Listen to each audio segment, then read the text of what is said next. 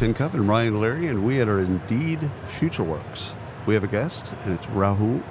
Rahul, would you do us a favor, the audience a favor, and introduce yourself, name, title, company, all that good stuff? Yeah, absolutely. Thank you for having me. Rahul Yodh, Y-O-D-H. I get Yoda a lot because of that name. I'm in on that. Spelling. Okay. And I grew up in the Star Wars generation, so okay. You know how it goes. Yeah. Never seen the show. He's never seen it. Never have. This No isn't way. a joke. Never. No Never. joke. It's not a joke. No, I know scenes, Okay. but I've never seen any of the movies. He refuses to see it. Wow. It just never interested me. You're going to leave now, right? Yeah, counterculture. So I'm vice president of talent acquisition, HR and learning at New Western. We're a real estate investment marketplace. Fun fact, we sell a house every 13 minutes. Wow. To investors. So That's by the impressive. time we're done with this interview, Boom. Sold maybe 2 houses. I don't know. How long's this interview going to be? Not 13 minutes. Wow. All right. So out of all the topics that you discussed at FutureWorks, what resonates with you the most? How could you not say AI?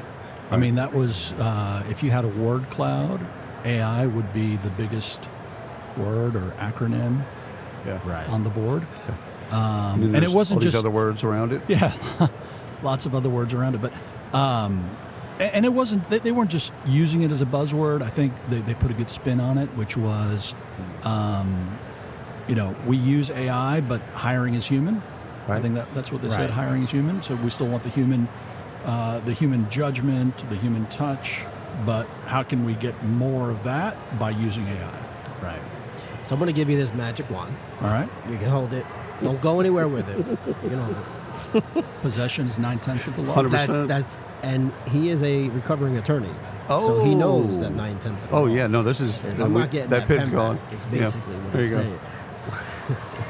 What would you change in terms of hiring and talent management? I think the biggest thing that, if I could wave that magic wand and change, would be candidate experience, right? And I think candidate experience is a really broad term, but how can we give the candidate the best possible experience so that even if we say no to them, they're referring their friends to us, right? I was talking to somebody at one of the breakout sessions, and they said that they work in a consumer products type company, and when they survey their applicants, they're 30% less likely to buy one of their consumer products based on the experience they had as a candidate. Wow. Which is, it's telling. It is. Like, It's one of the... It's terrible. It's one of the highest compliments you can give a recruiter is that I didn't get the job, but I love the process. Yeah. Right? Like, Or at least I felt like I was treated fairly. I had a fair shot. Right. And the bar is really low. yeah. When I look at You can trip over it. 1 hit out of 10. Yeah. Hall of Fame. Here we go. When I look at Reddits and subreddits and I'm recruiting hell or whatever it is, right? All they want is for you not to ghost them as an employer. Just communicate. Call Just back. don't ghost them. Email, Email, text, communicate, whatever. That's hilarious. Yeah.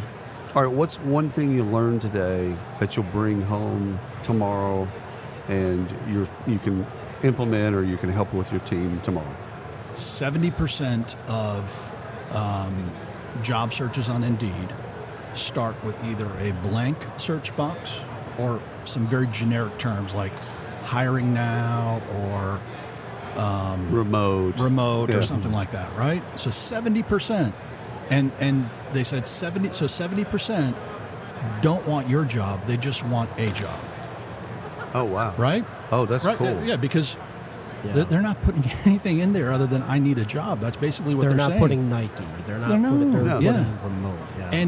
And can we get more people to put our company's brand name in there, New Western, in the search box? Sure, but in reality, the people who are looking for a job are looking for a job, and a good job, and can we provide it to them?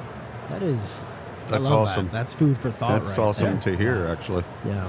So, what's the mic drop moment for you this week? I think that was it. I think that was Yeah. that was Kinda super feels like surprising because you spend so much time trying to really optimize everything for your brand name, your industry, the job title, all that. It's almost we're overthinking it. And all they want is a good job. Like Right. I bet if we put in, this is a good job in, I was in going the to say, headline. good job. Yeah. Good job. We're It's- nice people. Yes. It's a good job. It's a good We'll job. have fun. Hiring immediately. We will pay you on time. I bet We will be applications fair. go through the roof. I think you should try it. Oh, I love 100% going to try it. At least a A/B test. Yeah, Right. 100%. Anything shock or surprise you at FutureWorks? I think the biggest kind of surprising moment was, I think we're in the high volume hiring space Right. because, I think we just put out our 1,000th offer of the year earlier this week. Congratulations. And we're like, that's high. To me, that's high That's high volume. volume. And then I'm sitting there in the room, and the head of TA for True Green, she's like, yeah, we had to hire 17,000 people for a seasonal job Yeah. in the first 5 months of the year. Like, Yeah. That's high volume. Okay, Okay. more power to you. And there were many other employers Yeah. like that the numbers are just mind-boggling. Right. So your perception of Indeed prior to coming in to FutureWorks was one thing. Mm-hmm. Leaving FutureWorks now, has that changed, and what does that look like? Yeah, absolutely. I think I probably view Indeed as more of a thought leader in the space. I think to me, Indeed was the clunky job search engine, right? Right. Yeah. And it wasn't really clunky from the candidate's perspective, but on the employer side, for a long time, it was pretty clunky, right? It was built one way, Yeah, and it's now different. yeah. And that kind of perception has stuck with me, but you see all the very smart people that they have and Right. the numbers that they're coming with. And you know what? I'm going to go back and answer that question about that mic drop or the jaw-dropping one. Mm-hmm. It's, I think, 324,000 terabytes of data Yep. Wow. per day. Yes. Per day. Per day. Yeah.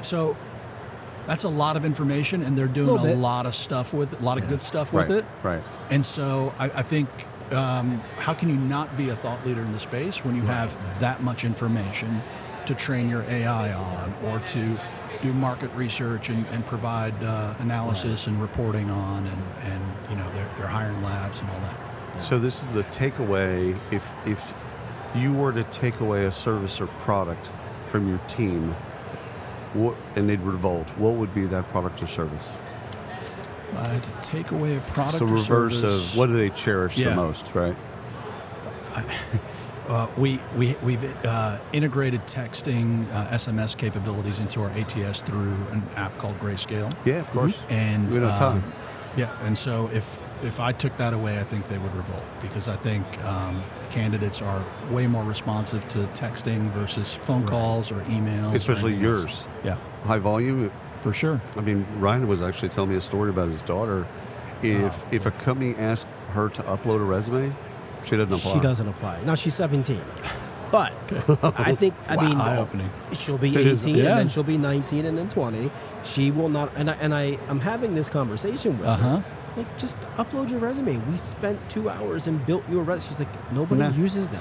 No. Like, you're 17. Don't tell me what you know. She won't apply. Not only that, it gets worse. She thinks that the company that requires resumes is a boomers. Yeah. Her Okay. words. Her Wow. words. Her words, yeah. They're not for So- her. so what does we she- don't have a lot of data around this, by the way. Well, no, but I mean, One this is 17-year-old interesting. thing. I've got a 12 and 14-year-old, and Okay. I know You know the I've bit. heard it all, right? Mhm. So how does she communicate her experience with them? On the phone. Actually, mobile. text messaging. All mobile. Okay. So she went through an interview process with a human, Uh-huh. all over text.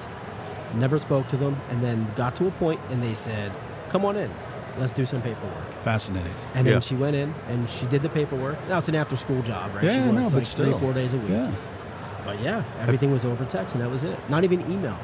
They emailed her, and she didn't reply. Yeah, my 14-year-old Then doesn't they use texted email. her. She's like, "I don't check my email."